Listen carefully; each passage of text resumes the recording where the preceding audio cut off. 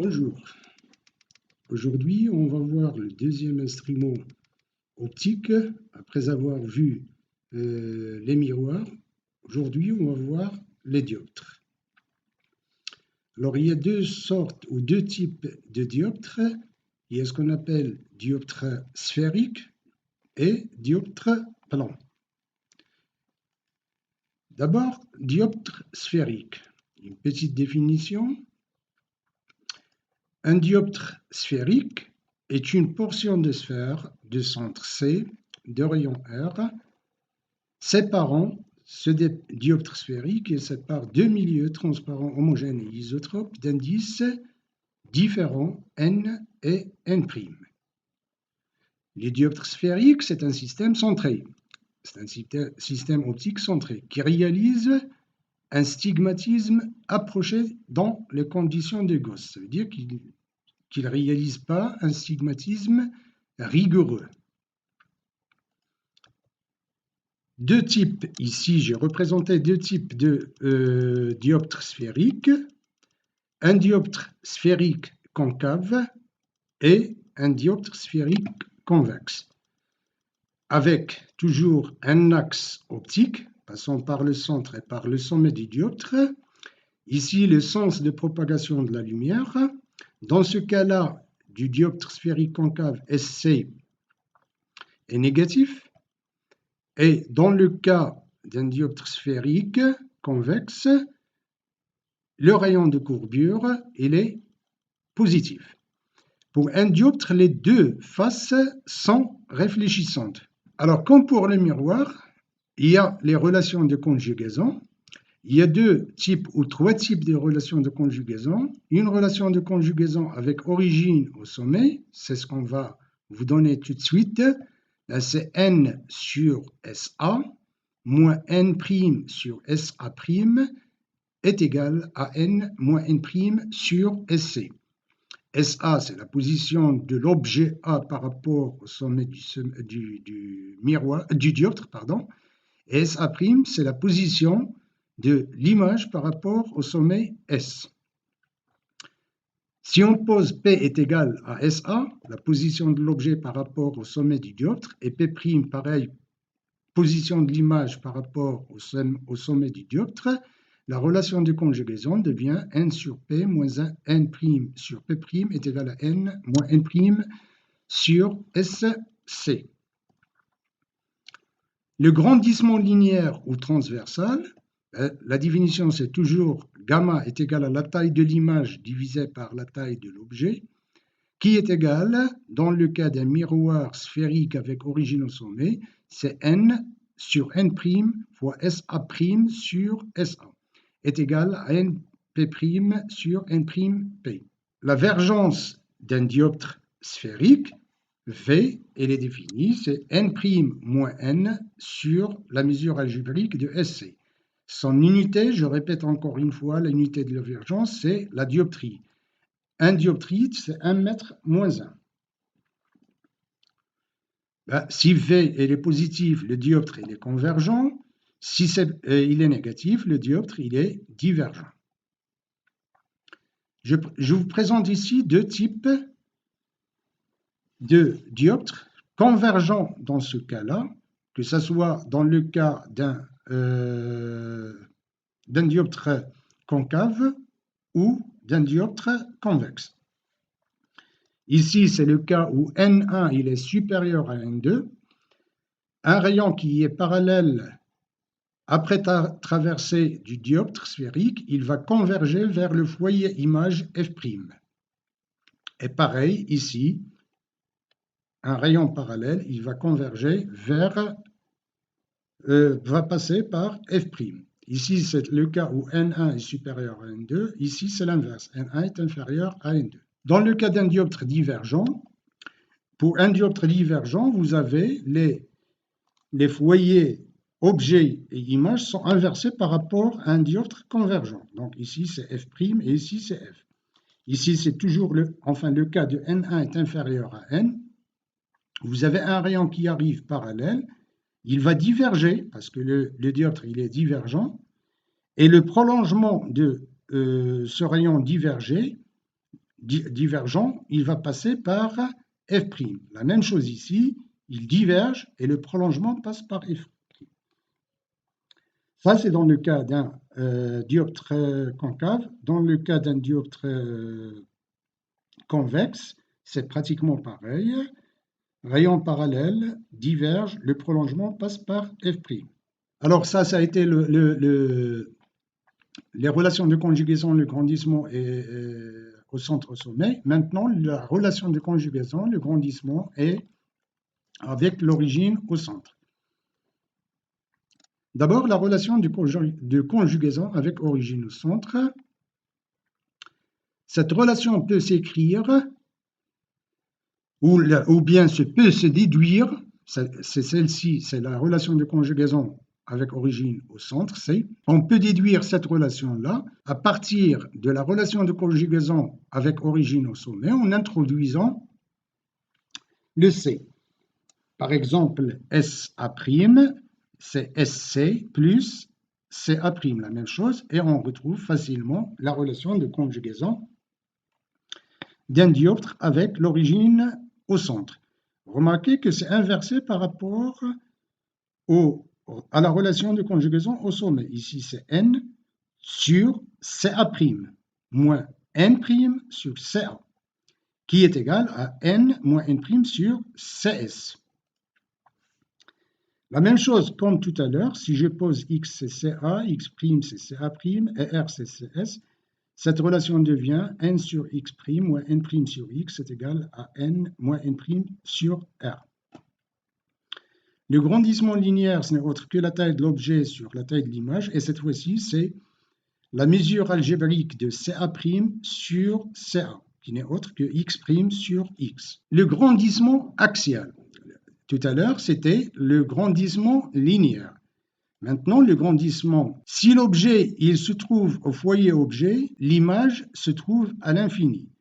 C'est-à-dire, si un rayon passe par F, il va sortir parallèlement à l'axe optique. Et si je remplace ça dans la relation de conjugaison avec origine au sommet, j'obtiens directement F est égal à F, c'est la distance focale, qui est égale à SF, qui est égale à N SC sur N moins N', qui n'est autre que moins N sur V. Avec V, c'est la vergence. Je remplace simplement la vergence, c'est N' moins N sur SC. F, c'est la distance focale objet du dioptre sphérique.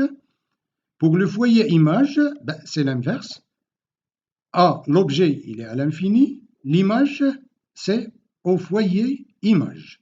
C'est-à-dire, si j'ai un rayon qui arrive parallèle à l'axe, il va passer par, après traversée du dioptre sphérique, il va passer par le foyer image. En remplaçant là aussi ça dans la relation de conjugaison, j'aurai f', qui n'est autre que la distance focale image du dioptre sphérique, qui est égale à SF', qui est égale à la relation que vous avez, qui est égale en fonction de la vergence, c'est N' sur V. Remarque, les distances focales f', f et f', objet et image, sont toujours de signe contraire pour les dioptres sphériques. Si l'un est positif, l'autre est négatif. Donc, par conséquent, le foyer objet et le foyer image sont de part et d'autre du sommet S, sont de part et d'autre du dioptre sphérique, Maintenant, la relation de conjugaison de Descartes, c'est-à-dire en fonction des distances focales. Alors, cette relation de conjugaison de Descartes, il est obtenu tout simplement en multipliant les deux membres de la relation de conjugaison avec origine au sommet, qu'on a vu tout à l'heure, par SC sur N moins N'. Et on obtient facilement la relation que vous avez devant vous, F sur SA plus F' sur SA' est égal à 1. Ou bien, en fonction de P et P', F sur P plus F' sur P' est égal à 1. Deuxième relation, c'est la relation de conjugaison avec origine au foyer, la relation de Newton. En posant sigma, c'est FA. FA, qu'est-ce qu'elle représente? Elle représente la position de l'objet par rapport au foyer objet. Et sigma prime, c'est F' A', position de l'image par rapport au foyer image. J'obtiens la relation de Newton. Sigma fois sigma prime est égal à F fois F', ou bien FA qui multiplie FA' est égal à F fois F'. Le grandissement linéaire, dans ce cas-là, en fonction de la distance ou des distances focales, ben, c'est toujours le grandissement linéaire par définition, c'est la taille de l'objet sur la taille de l'image qui est égale à n SA' sur n' SA. En remplaçant ici, je trouve facilement moins f sur sigma est égal à moins sigma prime sur f'. Avec toujours sigma c'est FA, sigma prime c'est FA'. Alors si je veux maintenant construire l'image d'un objet AB, eh bien, la règle c'est toujours la même chose que pour le miroir qu'on a donné dans le cas du miroir sphérique. On aura besoin de deux rayons, des trois rayons particuliers suivants. Un rayon BI parallèle, il va converger vers F', parce que là, n est inférieur à n'. Donc, il va passer par le foyer image, c'est-à-dire l'objet à l'infini, l'image passe par, il se trouve au foyer image. Deuxième rayon qu'on peut utiliser, le BF, c'est-à-dire elle passe par le foyer objet. Si l'objet ou bien le rayon passe par le foyer objet, il va sortir ou il va traverser le dioptre, il va sortir parallèle à l'axe optique. Et l'intersection de ces deux rayons vous donne directement la position de l'image B' de B. Bien sûr, en reportant de façon perpendiculaire, je trouve l'image A' de A. Et j'aurai ma position de l'image A'B'. Je peux utiliser un troisième rayon, c'est le rayon BC. C'est le rayon BC, c'est-à-dire le rayon passant par le centre du dioptre. Comme dans le cas du miroir sphérique, un rayon qui passe par le centre ne subit pas de déviation, il va être réfracté sur lui-même, il ne va pas subir de déviation, il va continuer tout droit.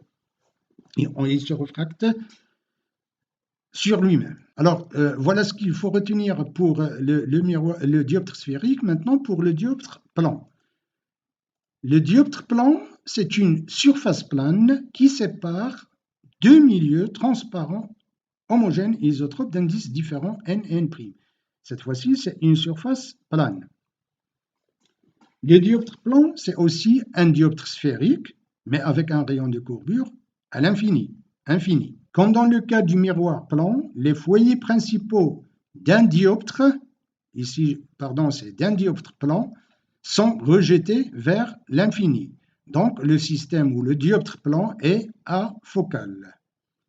Excusez-moi, ça c'est un dioptre.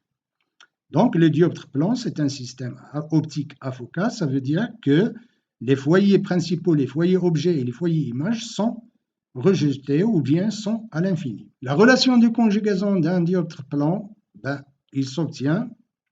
On a dans ce schéma-là un point objet qui est réel, qui se trouve dans l'espace réel, un rayon passant par le point objet, il va arriver sur le dioptre plan en un point d'incidence I. Ici, vous avez n', c'est la normale au dioptre plan. Donc, ce rayon-là incident, on aura un rayon réfracté dans ce sens-là, avec I, c'est l'angle d'incidence, I', c'est l'angle de réfraction. Le prolongement de ce rayon-là vous donne l'image A' de A. Et dans ce cas, le point A', c'est un point image virtuel parce qu'il se trouve dans l'espace objet réel, il ne se trouve pas dans l'espace image réel. Et on a ici, bien sûr, n est inférieur à n'. L'indice du milieu incident est inférieur à celui du milieu réfractaire. La relation de conjugaison d'un dioptre plan, elle est obtenue tout simplement en remplaçant dans la relation de conjugaison d'un dioptre sphérique S par H et SC tend vers l'infini puisqu'on a un dioptre plan. Donc, j'aurai tout simplement ce terme-là, il est nul, et par conséquent, la relation de conjugaison, c'est n sur HA est égal à n' sur HA'. Là aussi, HA représente la position de A par rapport au dioptre plan. A', c'est la position de l'image par rapport au dioptre plan. Le grandissement linéaire, c'est toujours la définition A', B' sur AB, qui est égal à N sur N', HA' sur HA, et ça, en utilisant la relation de conjugaison, est égal à 1. Donc, le grandissement linéaire dans le cas d'un dioptre plan est égal à 1. Ça veut dire que la taille de l'image est égale à la taille de l'objet. Alors, en résumé sur ce diapo, je vais vous donner simplement ce que vous devez ou ce qu'il faut retenir comme formule pour les utiliser après.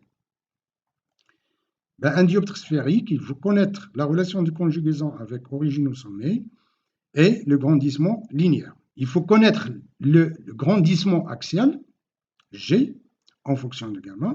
Il faut connaître la vergence aussi. Dans le cas il faut connaître aussi la relation de conjugaison du dioptre sphérique avec origine au centre et le grandissement linéaire. Troisième relation, c'est la relation de conjugaison avec origine au foyer et le grandissement en fonction des foyers et en fonction des distances focales, objet et image. Et finalement, pour le dioptre plan, la relation de conjugaison et le grandissement linéaire. Merci pour votre attention. À la prochaine.